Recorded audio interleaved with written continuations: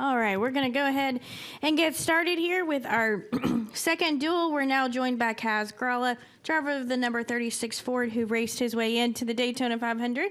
Congratulations, Kaz, on that, hard-fought finishing position there to get you into the Daytona 500. Tell us a little bit about duel number 2 and kind of what was going through your mind there as the laps, closed down. Yeah, that was a whole lot more intense than I had hoped for it to be coming down to the end. Oh, sorry. How about now? Oh, there we go. Yeah, that was certainly a lot more intense than I wanted it to be coming down to the end. We had really good track position there after the caution and just got shuffled out a little bit. And then, of course, end up racing the 2 open cars right there for the last 2 laps. So glad we were able to come out on the right end. It was pretty tough to beat those guys tonight. The 78 ran a great race, and the 60 car was pushing hard too. So I was glad that he helped me out a little bit. He picked my line there on the closing laps, which definitely worked in my favor against the 78. So I appreciate the help there from David. But yeah, just really proud of the Front Row Motorsports guys, because the last 24 hours were pretty stressful and a lot of hard work there to get the car repaired and ready for today. So I felt like it had good speed in it. Driver needed to pick up on some things, did a little learning tonight. So I feel like I know a lot more going into Sunday than I did going into this one. All right, we'll go ahead and open for questions. We're going to start up front with Kelly Crandall. Kelly Crandall, Racer.com. Kaz, I'm sure it doesn't get any easier coming down here and having to qualify for the Daytona 500, but having gone through it a few times, does the experience help any, at least with your confidence or your mental state in keeping yourself relatively calm, maybe going through these Thursday races? It certainly did going into the week, but then once you actually get to today, knowing the position that we were in because of last night, it was no less stressful. And honestly, I think the biggest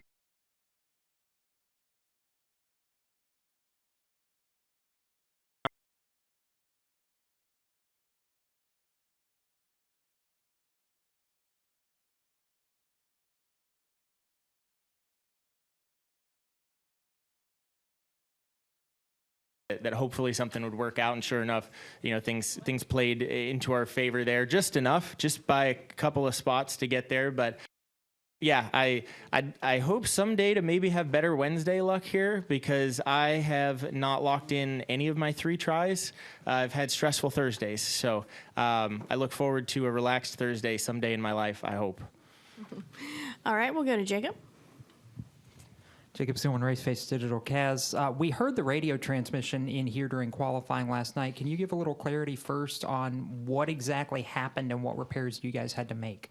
Sure. It was a really weird situation. So just a bolt backed out where the shifter rod actually connects to the transmission. So after my first shift, I went to grab the second shift, and the shifter no longer worked.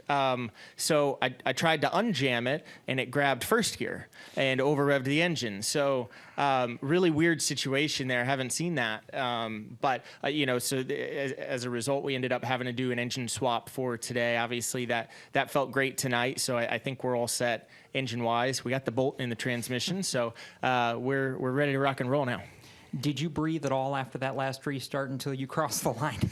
No, we crossed the white, and I see the 78 car. I mean, we're literally like touching fenders, and we got no safety net behind us, just the 60 car floating, who also could play a factor in who makes this. So yeah, that was as stressful as it could possibly have been. But I'm sure it was exciting to watch, because just like the first duel, you couldn't have written a better storyline for the moments coming to the checker to decide who's going to be in the field on Sunday. And for you, I know you have most of your season in the 15 with Rick, but how big a jolt is this for you personally, just to get your season off on the right foot, get yourself into a 500 and know that, for most of the season now you can learn from here?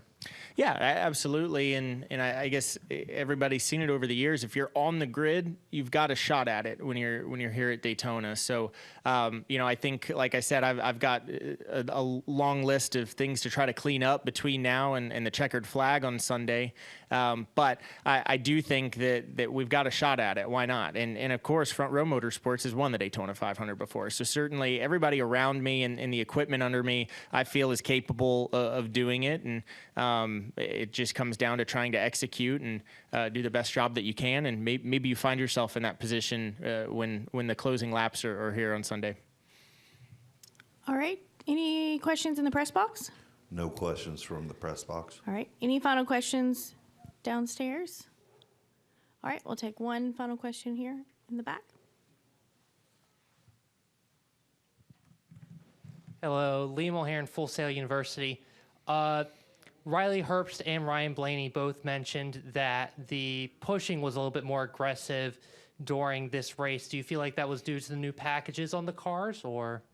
Well, honestly, I can't speak to comparing packages. I'm pretty new at this next-gen stuff, but I definitely thought that things looked somewhat aggressive out there, and the cars were a lot less stuck than what I expected. They didn't really love the pushes, so that was good to know. But I'm sure for the 500, everything's just going to ratchet up in intensity and more aggression. I feel like the most important thing I learned tonight was track position is key. You can't just decide to move your way forward when you're ready to go like you can in Xfinity. So I think where you're lined up is critical, and therefore you're going to have guys pushing even early in the race just because you have to. And it doesn't seem like the right time yet, but I see why they do it now. So I'm sure the race here for the 500 is going to be exciting, and hopefully our 36 team can come out on the right end of it. Thank you. All right. Kaz, congratulations again. And best of luck Sunday in the Daytona 500. Thank you very much.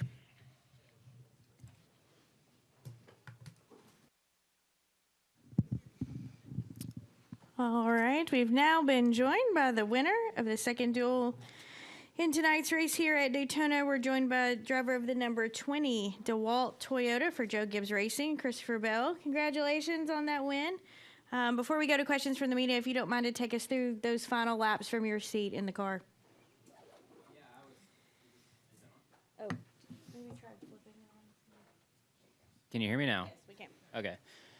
I was very, very nervous whenever the restart lined up, and we had only, 4 cars, maybe 4 or 5, and then the rest of the field was lined up on the outside, and I thought we were in trouble.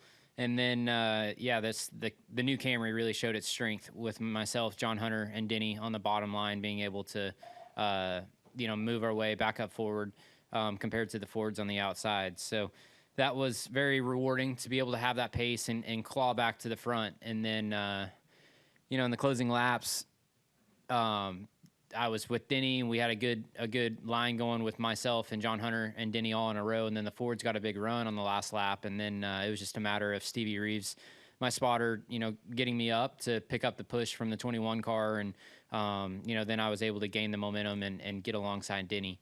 So it was very rewarding and refreshing to be able to make the right moves at the end of these races because I've certainly made the wrong moves many of times. All right, we'll go to questions from the media. If you have a question, raise your hand. We'll work to get a mic to you, and we'll start up front with Jacob and then go to Chris.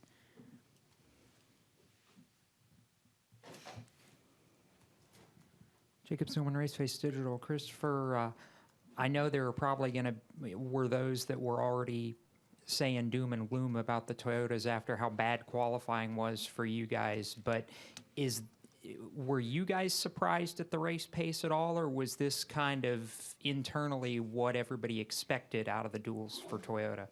Well, I certainly think that the duels went better than expected, but going into this weekend or this week, we certainly expected to qualify a little bit worse than what we did last year, but definitely not the back of the pack like we did. So that was very alarming. And then after Wednesday, we were pretty, we just didn't know what to expect going into the duels, the whole Toyota camp. And then, Duel 1, we saw a lot of promise with all the cars, all the Toyotas having a lot of speed in that race. Tyler ended up winning the thing, which was really good. And then obviously Duel 2, Bubba was really fast. And then all the Toyotas, once again, were really good. So I think it's a good showing for the new Camry on the super speedways. And yeah, we certainly didn't plan on qualifying well, but our hopes were that it would race well, and it certainly did. No trade secrets, obviously, but I'm curious what areas of the new body or what areas do you feel like the new body has improved from a Toyota standpoint compared to what you guys had to work with last year, whether it's on the super speedways or what you think you guys will have later? Yeah, I mean, it's hard telling what we're going to have whenever we get out of the speedway scenario, but at the Clash, it performed well. But I don't think that really anything was a factor in the Clash because there is no aero and obviously there's no mechanical changes. It's just a body on it. So that one thing that we focused, or not we, they focused on, the Toyota group going into this car was to make them push a little bit better. And so that whenever you did attach, it wouldn't make the front car or the car getting pushed so squirrely. And I think that they accomplished that. We were able to push very successfully, and it seemed like the guys receiving the pushes were able to stay under control more than what they could, with the previous version of the car. All right, we'll go to Chris and then Jordan. Go ahead, Chris. Hey, Chris. I interviewed Denny Hamlin after the race, and I asked him if he had any hesitation doing what seemed like a pretty aggressive defense of you there on the last lap. He actually remarked he was thinking he possibly wasn't aggressive enough with that move. I was wondering what your thoughts on that were. Yeah, I mean, I need to watch it back because obviously things happen so fast that I don't exactly remember it. But the run that I had on him was pretty large, and I think if he would have tried to block the top, I'm pretty sure I would have been able to get back to the inside of him. So I haven't watched it back, so I don't know, but I think that either way I was gonna be in pretty good shape. He also said he was a little bit surprised, but also understanding that you backed up to work with Harrison. Obviously, he was in a Ford as opposed to staying up there with him. Did you consider the teammate aspect as you were doing that move?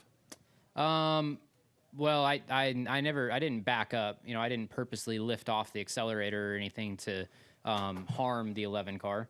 But I wanted to win, and I wasn't gonna just contently push the 11 to the the start finish line for sure. Thanks, Chris. All right, we'll go to Jordan. Jordan Bianchi, The Athletic. Is there a favorite to win on Sunday, you think? Hopefully myself.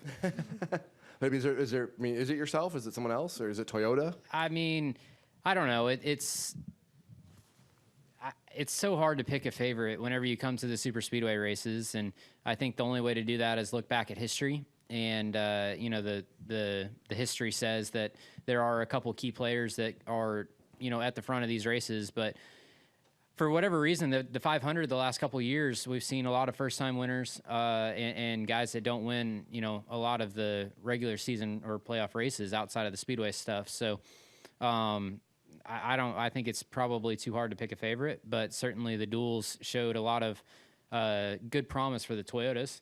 So it's nice to have that speed going into these races because we haven't been able to win a speedway race since the next-gen car.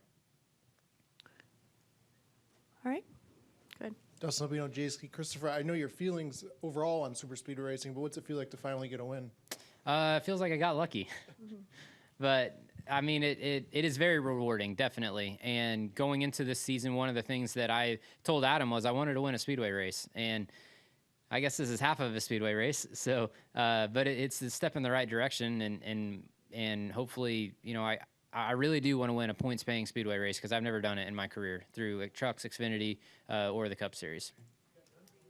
I did get 10 points. Yes, it's literally half a race, or quarter race compared to the full points-paying event. All right, we're going to go upstairs to the press box. No questions from the press box. All right, we'll take one final question in the back.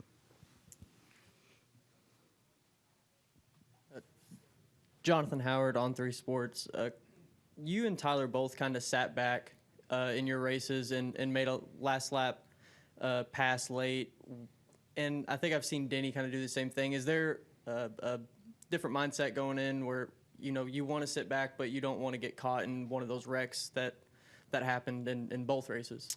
Yeah, I mean, certainly being on offense whenever it comes to the last lap is a big advantage. And, it's just the cards that you're dealt. And, if you have the lead, you're not going to purposely give up the lead to, be in a different position at the end of the race. So Denny got dealt the leader, and I got dealt the guy who's behind him on offense. So,